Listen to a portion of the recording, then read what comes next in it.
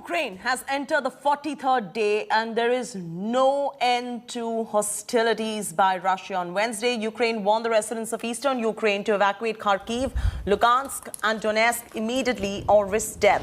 Russia has been on relentless bombing spree, intensifying attacks in the country's southern and eastern parts. Luhansk's governor has warned that Russia is building up troops for an offensive in the next 3 to 4 days to come. He also claimed that the Russian forces continue to attack the city of Popasna with rocket launchers and aircraft, due to which evacuation of civilians has been hindered. Meanwhile, Russia has been further isolated globally over the massacre of Bucha. On Thursday, which is today, UNGA will be holding a vote to expel Russia from the Human Rights Council. This is, of course, coming in days after Zelensky spoke at the United Nations Security Council and demanded Russia's expulsion from the UNSC. Russia has called the killings at Bucha to be orchestrated to derail the peace talks.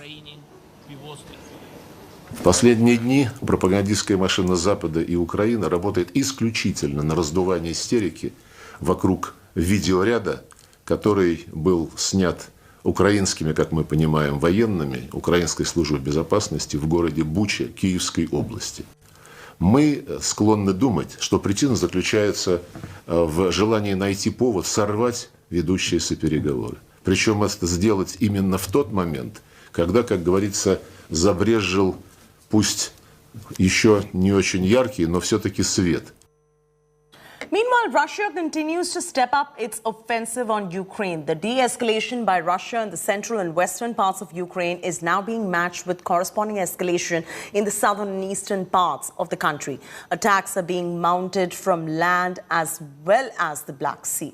Under its phase 2 of military operations, Russia has intensified its attacks, taking out the deadliest weapons from its arsenal. Could this signal next level of escalation? Take a look.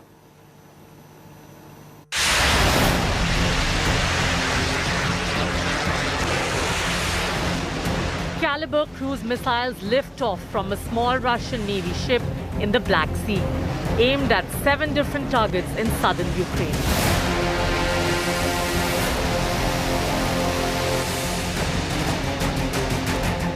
A Russian Su-35 air superiority fighter taking off and conducting a strike mission on an undisclosed target inside Ukraine. A Russian anti-air system launching and hitting what is claimed to be a Ukrainian Bayraktar drone, an unmanned system that has been giving hell to Russian vehicles in the weeks gone by. And these latest images of Russian Onyx supersonic cruise missile being launched at Ukrainian targets in the eastern part of the country. The de-escalation by Russia in the central and western parts of Ukraine are being matched with corresponding escalation in the southern and eastern parts of the country, borne out by an unending stream of footage of the targeted attacks. The domination of eastern Ukraine will require sustained escalation in this part of the country. And that's what we are witnessing as we travel through the Donbas region. The Russian forces are regrouping with attacks from land and from sea. The southern part has become the prime target in the second phase of war. In the airspace above Ukraine, Russia continues to be challenged formidably by Ukraine's weapons. This is a Russian Su-35 air superiority fighter that was shot down using NATO weaponry earlier this week. The pilot now in Ukrainian captivity. But could Russia be planning to deploy its stealth fighter, the Su-57, to conduct strike missions in Ukraine? The Su-57 is the 5th generation fighter built to remain barely visible to radar and other sensors, and could trump Ukraine's air defenses, or at least make life more difficult for them. A citizen's video in the early days of the war was believed to be Su-57 on a test bombing mission over the city of Zhytomyr west of Kyiv, though this advanced aircraft type definitely hasn't been deployed in any real numbers.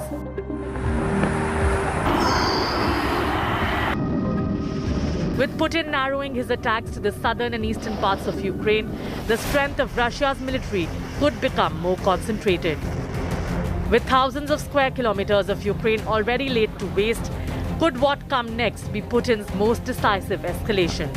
With Mausami Singh in southern Ukraine and Geeta Mohan in eastern Ukraine, Bureau Report, India Today. The eastern Ukrainian city of Chuihiv has been the forefront of the Russian artillery fire. Ukrainian forces pushed the Russians out in March, but the city continues to be bombed. Demining experts are now clearing up the streets of leftover shell fragments and bombs in Chuihiv as Russian forces continue to fire into populated areas. Take a look.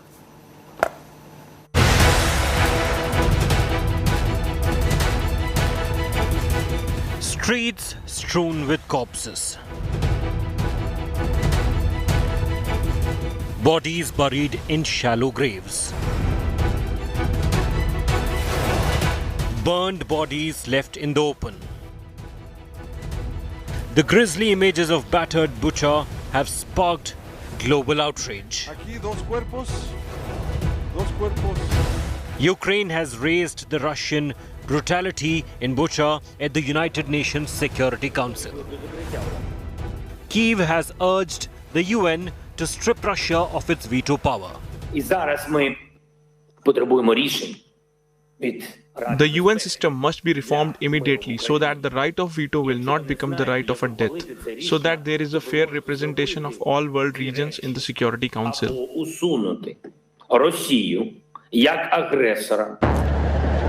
After India Today reported the barbaric killings, New Delhi joined the world in slamming the killings. India Today report resonated in the parliament when External Affairs Minister S. Jaishankar, without naming Russia, expressed deep anguish over the bloodbath, calling for an independent investigation and immediate end to hostilities. We strongly condemn the killings which have taken place there. This is an extremely serious matter, and we support the call for an independent investigation. We encourage talks between Ukraine and Russia, including at the level of their presidents. Prime Minister has spoken to them both himself in this regard.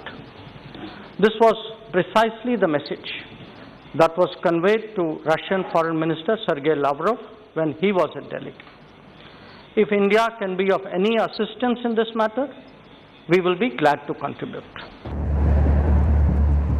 Moscow is facing global revulsion and accusations of war crimes after the Russian pullout from the outskirts of Kyiv revealed horrors inflicted on the civilian population. The UK has urged G7 to ban Russian ships and set a timetable for oil and gas exit.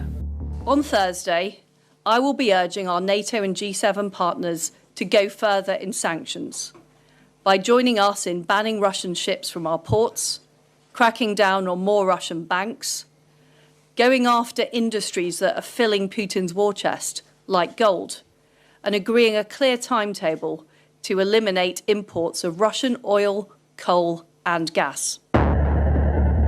Germany, France and Spain have expelled dozens of Russian diplomats following the Bucha killings. I announced that this morning we have decided to expel Russian diplomats and staff from the Russian embassy in Spain, who represent a threat to the interest and security of our country. The United States is seeking to expel Russia from the UN Human Rights Council. Yes, the president does not believe, he believes it's ludicrous for Russia to be a member of the Human Rights Council. And certainly the ambassador spoke to this today, and while she was on her overseas trip, and she will continue to make the case in her role when she returns to New York. Russia has rejected all the charges. Kremlin claims Bucha is a monstrous forgery aimed at maligning Russia. In the entire course of events, a huge amount of data, facts and other parameters do clearly witness that this is a forgery conducted to try and smear the Russian army. It will not work. Russia is facing other grave charges too. The UN has accused Russia of using cluster bombs in Ukraine. OHCHR has received credible allegations that Russian forces have used cluster munitions in populated areas at least 24 times. Cluster munitions pose an immediate threat to civilians during a conflict. Such bombs randomly scatter sub-munitions or bomblets over a wide area. The Convention on Cluster Munitions is an international treaty that prohibits all use, transfer, production and stockpiling of cluster bombs. World leaders are calling for tougher sanctions and accountability for alleged Russian war crimes in Bucha. Bureau Report, India Today.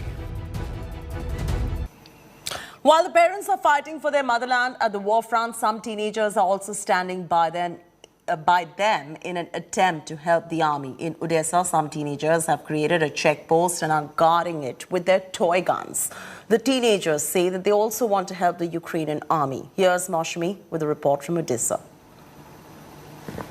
So on our way on the outskirts of Odesa, we hit this barricade and which was manned by these two youngsters, Ivan and Maxim. You can see both of them holding their toy guns. Yes, those are toy guns, but they have prepared this check post by themselves. In fact, they wanted to do it, and in participation with the civil defense here, they have prepared this entire check post. So you see, they're wearing a uniform, synchronized with the jackets and sweatshirts. And here they've built tires, put tires on the road. Here there is a manual checking that's happening on this entire site, barricades and even all this done by you all the children? Это была моя идея построить этот блокпост. Мы гуляли с моими друзьями, нам стало мы увидели в интернете, что Ivan is talking about the way he's created this entire thing. What did he say, Olga? Ivan has told that it was his own idea. When war started, they saw our army, they saw everything in the network, and they have decided that they need to help our army as they can. Their children, they made it themselves. They asked, of course, adults helped them with everything to construct this, but the idea was child's. Their idea, and and also they want to do something to help our army. So here we have sir from the civil defense. Can we have a word with him? Yes, sure. Children, sir, are very active and energetic. Оружие, да, и они с утра идут в школу, учатся, потом приходят сюда. Importantly, a big message. Olga, what did sir say? He said that people in Ukraine, before this war, there were a lot of nationalities who lived in Ukraine in peace. But when war starts, all these people of different nationalities, in Odesa region there are more than 200 nationalities, different nationalities, and they became one nation, yes. People gathered together. They are ready to help each other. They are ready to protect our earth. Because people want to be independent. Ukraine wants to be an independent country. It was before Russian aggression. And even these children, they understand that this is important. It's like a game for them. Yes, it's like a game, but they love their homeland. Батько наш Бандера, Україна мати, ми за Україну підем воювати. Батько наш Бандера, Україна мати, ми за Україну підем воювати. Героям слава! Слава нации! Смерть ворогам! Україна! Понад усе! Truly, this is a undying spirit of Ukraine, relentless. And, even as we talk, these are cold winds, cold winds are blowing. Come on, Ivan, show us your bunker. So we'll take a look at Ivan's bunker created by children at this children's checkpost.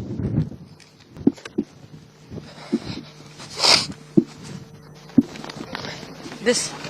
We are in this bunker that has been created by Ivan and Maxim, and this is no child's play because these children are a part of the civil defense team, and that's why you can see that bunkers like these are a common scene in the suburbs and outskirts of the city. These bunkers have been prepared by Ivan, Maxim and his family members. You can see tires here, sacks here.